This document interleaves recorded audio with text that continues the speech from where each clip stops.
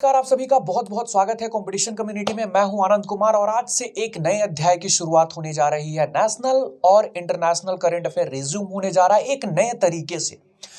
बस जरूरत है तो यहां पर आपके भरोसे की, बस जरूरत है तो यहां पर आपके प्यार की। आप अपना भरोसा हम पर बनाए रखिए और मैं आपसे वादा करता हूं, मैं आपको भरोसा दिलाता हूं कि यह सीरीज रेगुलर रहेगा। और इस सीरीज के अंतर्गत में हम डेली नहीं पढ़ेंगे, सप्ताह में पढ़ेंगे, लेकिन एग्जाम के रिलेवेंट से जितनी चीजें इंपॉर्टेंट होंगी उनमें से कोई भी इंपॉर्टेंट चीज नहीं छूटेगी, एक भी इंपॉर्टेंट टॉपिक नहीं छूटने वाला है। साथ में मैं इसका आपको पीडीएफ भी अवेलेबल कर पाऊंगा टेलीग्राम चैनल पे। तो ध्यान रखिएगा, आप नीचे कमेंट सेक्शन में कमेंट करके इस सीरीज को सपोर्ट कीजिएगा। हर सप्ताह हम नेशनल और इंटरनेशनल करंट अफेयर्स एनालिसिस करेंगे और जितने भी रेलेवेंट टॉपिक होंगे हर एक टॉपिक को, हर एक पहलू को कवर करने का यहां मैं प्रयास करूंगा। बस जरूरत है तो आपके भरोसे की, आपके प्यार की। आप अपना सपोर्ट इस सीरीज पर बनाए रखिएगा। नीचे कमेंट सेक्शन में कमेंट करके अपने भरोसे को जरूर बताइएगा। आज से इस सीरीज की शुरुआत कर रहे हैं, तो चलिए सबसे पहले नजर डालेंगे आज की सुर्खियों पर। लेकिन उससे पहले आपको इस सीरीज को शेयर करना है, लाइक करना है, चैनल पे नए हैं तो चैनल को सब्सक्राइब करना है। और सारे इंपॉर्टेंट टॉपिक होंगे तो इसका पीडीएफ अगर चाहिए तो आपको टेलीग्राम चैनल को जरूर ज्वाइन करना होगा, क्योंकि यहां पर आपको पीडीएफ अवेलेबल करवाया जाएगा।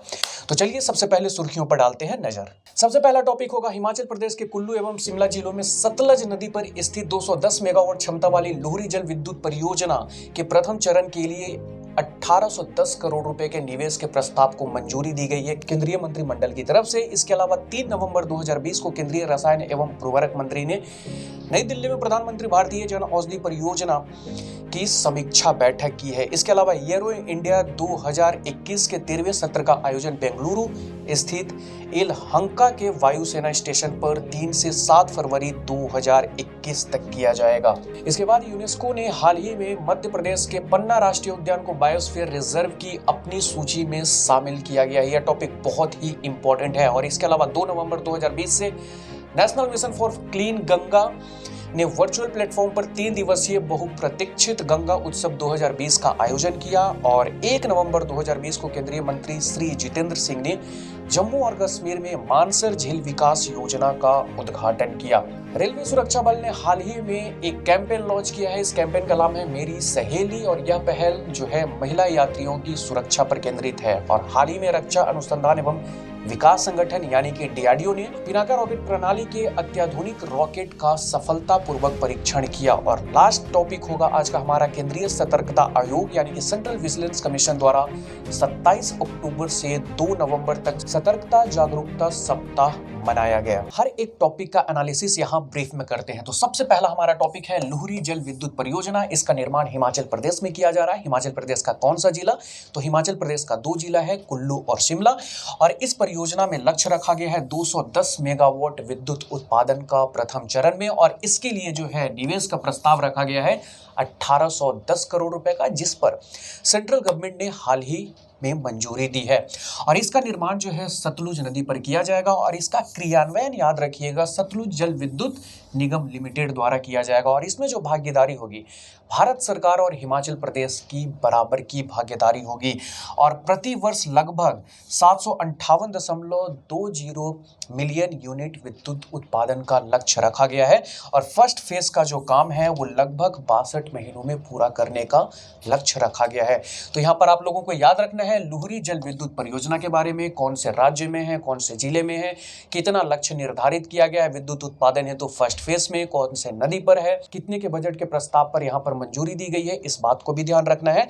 अब यहाँ पर आपको सतलज नदी के बारे में भी ध्यान रखना है। तो सतलज नदी आपको पता है कि सिंधु नदी की एक सहायक नदी है और सिंधु नदी की सबसे पूर्वी नदी है यहाँ पर सतलज नदी। सिंधु नदी जल समझौते के तहत आपको पता है कि 3 नदियों का अधिकार जो है वो पाकिस्तान को दिया गया है। कौन कौन सी नदी? याद रखिएगा इंडस नदी, झेलम और चिनाब। इसका 80% पानी का इस्तेमाल जो है वो पाकिस्तान द्वारा किया जाएगा और 20% जो पानी है वो भारत यूज कर सकता है सिंधु नदी जल समझौते के तहत। और इसके अलावा जो 3 नदियां हो गई कौन कौन सी? रावी, व्यास और सतलुज। इन 3 नदियों का अधिकार जो है वो पूर्णतः भारत के पास है और सतलुज नदी पर ही निर्माण किया जा रहा है इस जल विद्युत परियोजना का। इसके अलावा आपको एक बात और ध्यान रखना है सतलज नदी के बारे में कि इसका उद्गम कहां से होता है। तो पश्चिमी तिब्बत में मानसरोवर झील के पास क्या स्थित है, राकसताल झील। यहां से परीक्षा में प्रश्न पूछे जाते हैं कि सतलज नदी का उद्गम कहां से होता है। राकसताल झील स्थित है मानसरोवर झील के समीप, वहीं से इसका उद्गम होता है। इसकी कुल लंबाई 1450 किलोमीटर की है, लेकिन भारत में कितना किलोमीटर प्रवाहित होता है, तो भारत में ये 1050 किलोमीटर प्रवाहित होता है और भारत के 2 राज्यों में ये प्रवाहित होता है, हिमाचल प्रदेश और पंजाब। सतलज नदी पर एक और महत्वपूर्ण बांध है जिसके बारे में हम सब जानते हैं और भारत का सबसे ऊंचा बांध है भाखड़ा नांगल। भाखड़ा और नांगल एक्चुअल में 2 डैम है।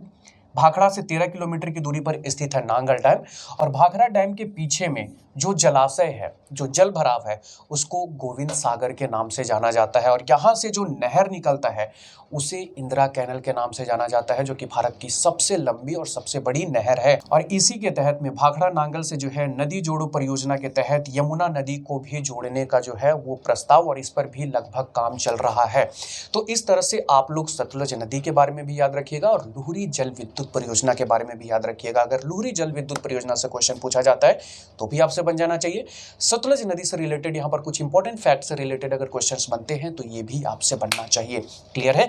चलिए बढ़ते हैं नेक्स्ट टॉपिक की तरफ। इसके बाद जो हमारा नेक्स्ट टॉपिक है प्रधानमंत्री भारतीय जन औषधि परियोजना। बहुत ही एक इंपॉर्टेंट टॉपिक है, इससे रिलेटेड क्वेश्चंस पूछे गए हैं। तो सबसे पहले ये समझिए कि प्रधानमंत्री भारतीय जन औषधि परियोजना चलाया किस उद्देश्य से जा रहा है।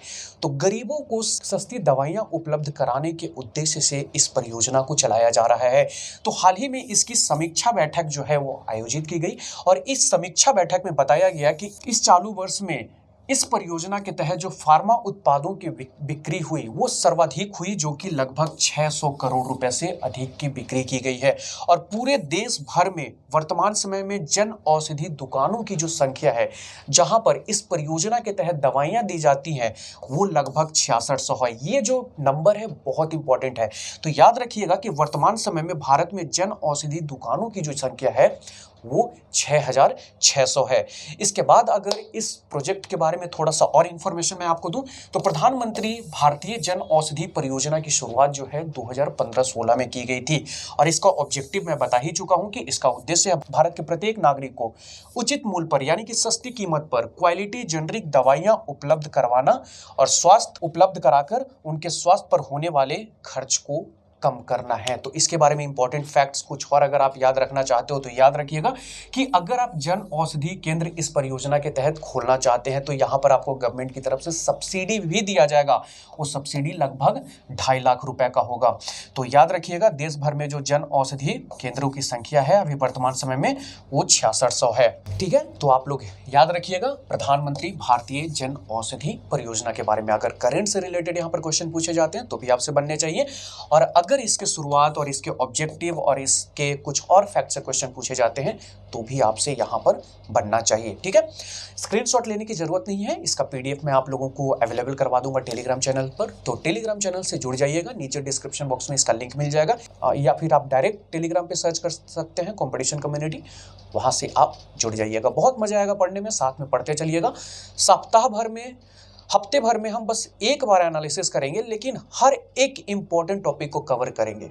कुछ भी फालतू की चीजें नहीं पढ़ेंगे। जितना एग्जाम के लिए रेलेवेंट है उतनी ही चीजों को पढ़ेंगे। तो साथ साथ करते चलिएगा, आपके ऊपर कोई प्रेशर भी नहीं आएगा और हर महीने के बाद मैं आपको रिवीजन भी करवाऊंगा एमसीक्यू के फॉर्मेट में। तो साथ में बने रहिएगा। अगर आप किसी भी कॉम्पिटिटिव एग्जाम्स की तैयारी कर रहे हैं तो हर कॉम्पिटिटिव एग्जाम्स के लिए करंट अफेयर्स को तैयार करवाना मेरी जिम्मेदारी है। बस आप अपना भरोसा साथ में बनाते रहिएगा और यह सीरीज अब रुकने वाला नहीं है, रेगुलर चलेगा, हर हफ्ते आने वाला है, लेकिन आपका सपोर्ट और भरोसा यहाँ पर बहुत जरूरी है। ठीक, चलिए इसके बाद जो हमारा नेक्स्ट का टॉपिक है वो है मानसर झील विकास परियोजना के बारे में है। मानसर झील कौन से राज्य में स्थित है? तो मानसर झील सबसे पहले याद रखिएगा कि जम्मू कश्मीर राज्य में स्थित है। इसमें कुछ डेवलपमेंट के कार्य किए गए हैं ताकि यहाँ पर और ज़्यादा टूरिस्ट को अट्रैक्ट किया जा सके और इसका हाल ही में मानसर झील विकास परियोजना का उद्घाटन किया गया है, जिससे यहाँ पर टूरिस्ट ज़्यादा से ज़्यादा आ सके। और इस झील पे टूरिस्ट को अट्रैक्ट करने के लिए कुछ टारगेट भी निर्धारित किया गया है। यहाँ पर पर्यटकों की संख्या जो है मौजूदा लगभग 10 लाख प्रति वर्ष होता है, इसे 20 लाख प्रति वर्ष करने का लक्ष्य रखा गया है। इस क्षेत्र में लगभग 1.15 करोड़ मानव दिवस जो है रोजगार उत्पन्न करने का भी लक्ष्य रखा गया है और प्रति वर्ष लगभग 800 करोड़ रुपए से अधिक की आय इस झील पर हो सकती है, ऐसा सरकार ने यहाँ पर टारगेट फिक्स किया है। अगर हम मानसर झील की बात करें तो यह जम्मू कश्मीर में स्थित है। इसे 2005 में रामसर स्थल के रूप में भी नामित किया गया था। ये भी एक बहुत इंपॉर्टेंट पॉइंट बन जाता है, इसे भी याद रखिएगा। और यह एक मीठे पानी का झील है और यह एक प्राकृतिक झील भी है। क्वेश्चन इस प्रकार से भी पूछे जाते हैं कि निम्नलिखित में से कौन से प्राकृतिक झील हैं, कौन से कृत्रिम झील हैं, या फिर कुछ प्राकृतिक झील का नाम देकर आपसे वहां पर पूछा जाता है कि इनमें से कौन सा मीठे पानी का झील है। तो इस प्रकार से आप यहाँ पर इन चीजों को ध्यान रखिएगा। चलिए, जम्मू कश्मीर में 2 और मीठे पानी के बहुत महत्वपूर्ण झील हैं, उन झीलों के बारे में भी मैं आपको बताता हूँ। पहला डल झील जो कि श्रीनगर में स्थित है और दूसरा वुल्लर झील। वुल्लर झील पर एक बहुत ही महत्वपूर्ण परियोजना का निर्माण किया गया है, तुलबुल परियोजना, जो कि हाल ही में कुछ दिन पहले न्यूज़ में भी था, तुलबुल परियोजना। तो याद रखिएगा, ये वुल्लर झील पर इसका निर्माण किया गया है। चलिए, क्लियर है। तो मानसर झील के बारे में याद रखिएगा, डल झील के बारे में याद रखिएगा, वुल्लर झील के बारे में याद रखिएगा, और तीनों के तीनों झील जो है जम्मू कश्मीर में स्थित है और तीनों के तीनों मीठे पानी का झील है। क्लियर। और तुलबुल परियोजना के बारे में भी आपको याद रखना है।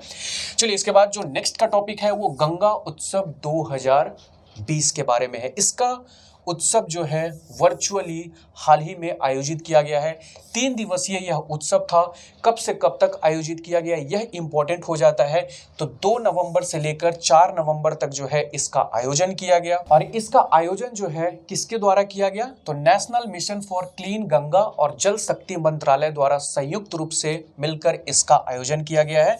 उद्देश्य क्या है, तो इसका उद्देश्य गंगा नदी के कायाकल्प हेतु जन सहभागिता को बढ़ाना इसका मेन ऑब्जेक्टिव है। तो इसके ऑब्जेक्टिव को याद रखिएगा। और गंगा उत्सव क्यों मनाया जाता है, तो 4 नवंबर 2008 को राष्ट्रीय नदी के रूप में घोषित हुई थी गंगा नदी, और उसी वर्ष से प्रत्येक वर्ष जो है गंगा उत्सव के रूप में इस 1-2 दिन को मनाया जाता है। तो जैसे इस वर्ष जो है 3 दिन गंगा उत्सव मनाया गया, 2 नवंबर, 3 नवंबर और 4 नवंबर। तो इस बात को आप ध्यान रखिएगा। और किसकी तरफ से इसका आयोजन किया जाता है, तो जैसे मैंने बताया जल शक्ति मंत्रालय और national mission for clean Ganga द्वारा संयुक्त रूप से मिलकर इसका आयोजन किया जाता है। तो याद रखिएगा गंगा उत्सव 2020 के बारे में। चलिए, इसके बाद जो नेक्स्ट का हमारा टॉपिक है मस्ट इंपॉर्टेंट टॉपिक है, इसे आप हाईलाइट करके नोट कर लीजिएगा। और आज मैं नेशनल पार्क से संबंधित लास्ट में आपसे एक क्वेश्चन भी पूछूंगा। तो आज जितने भी टॉपिक्स हम एनालिसिस करने वाले हैं उन सारे टॉपिक्स में जो सबसे इंपॉर्टेंट टॉपिक्स है वो आपका ये है।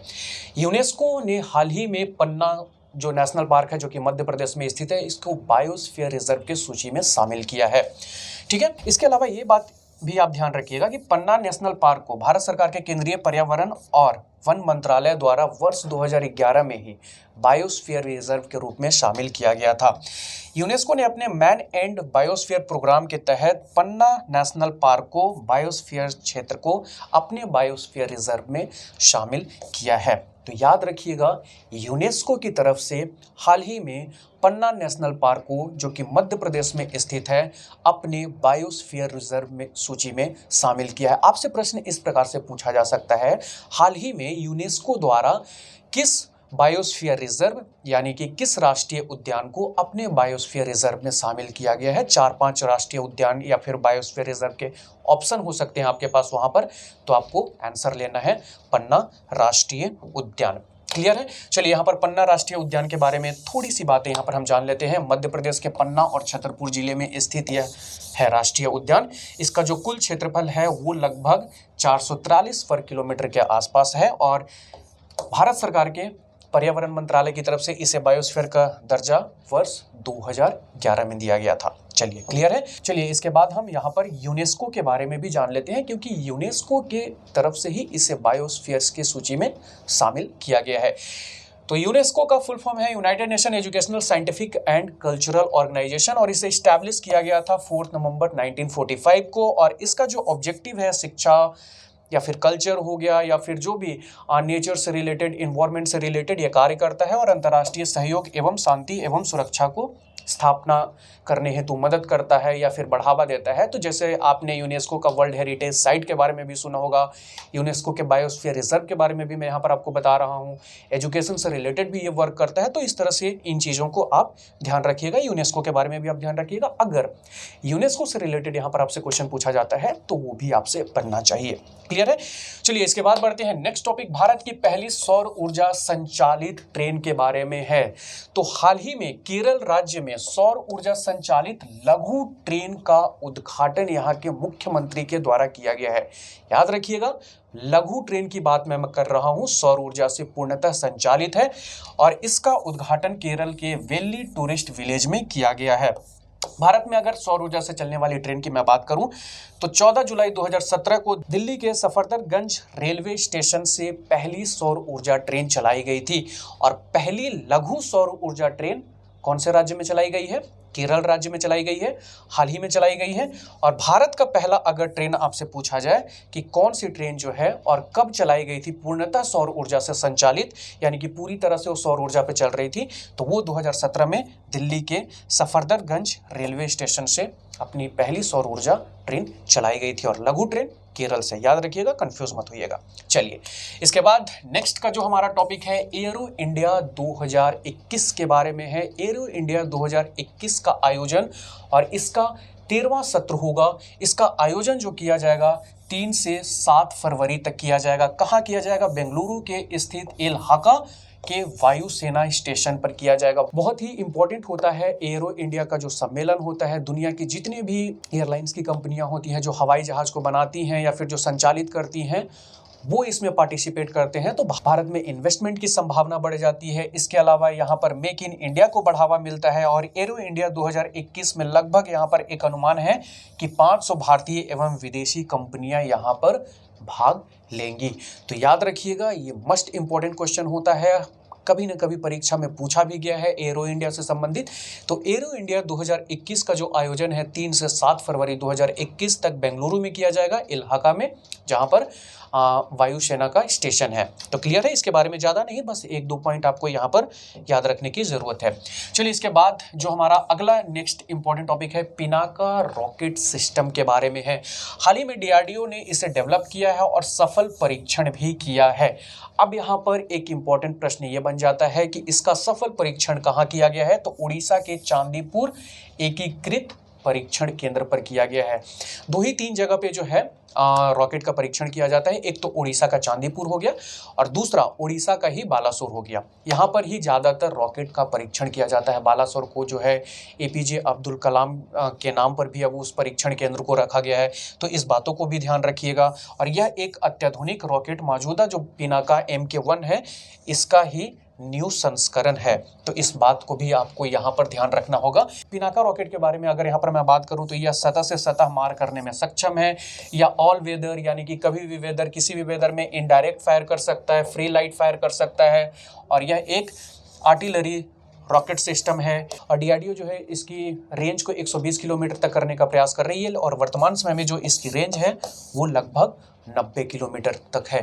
तो याद रखिएगा पिनाका रॉकेट सिस्टम के बारे में। क्लियर? चलिए इसके बाद आज के इस एनालिसिस वीडियो में हमारा जो लास्ट का टॉपिक है वह सतर्कता जागरूकता सप्ताह यानी कि विजिलेंस अवेयरनेस वीक 2020 के बारे में है। कब से कब तक मनाया गया? तो ये मनाया गया 27 अक्टूबर से 2 नवंबर 2020 तक। तो याद रखिएगा, इससे क्वेश्चन पूछा जा चुका है सतर्कता जागरूकता सप्ताह के बारे में। तो 2020 का जो सतर्कता जागरूकता सप्ताह है वो मनाया गया 27 अक्टूबर से 2 नवंबर 2020 तक। और हर साल सेम डेट नहीं होता है, लेकिन इसी के आसपास मनाया जाता है, अक्टूबर या नवंबर। और इसी के आसपास क्यों मनाया जाता है?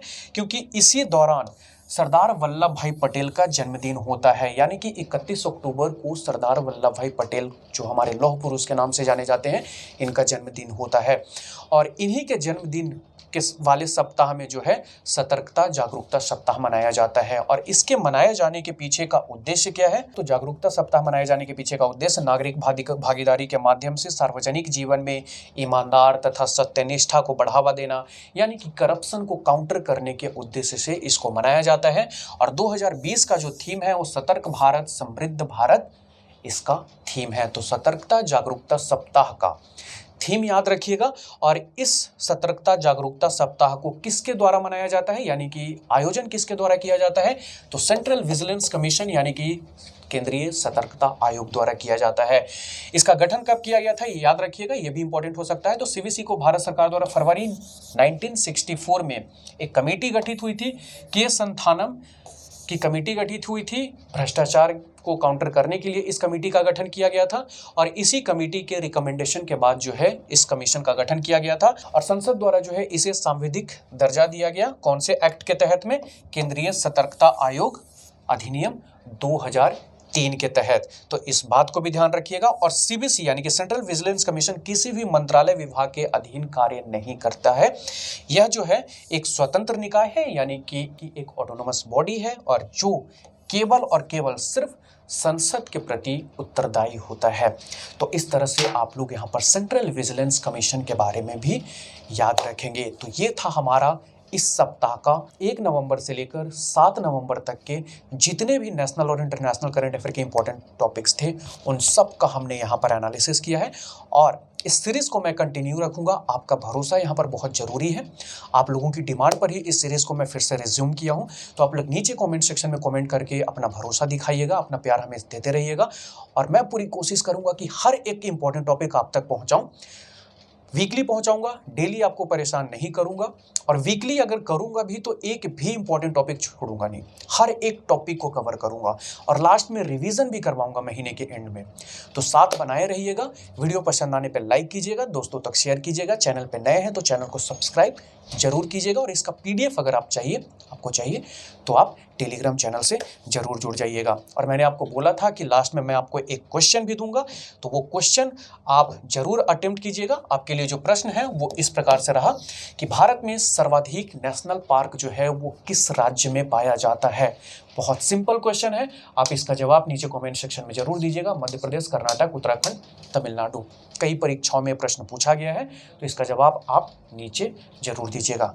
तो आज के इस सेशन में फिलहाल इतना ही। आप सभी का बहुत बहुत धन्यवाद। CGPSC की संपूर्ण तैयारी के लिए कंपटीशन कम्युनिटी के YouTube चैनल को सब्सक्राइब कीजिए और डेली अपडेट्स के लिए बेल आइकन को प्रेस करना ना भूलें।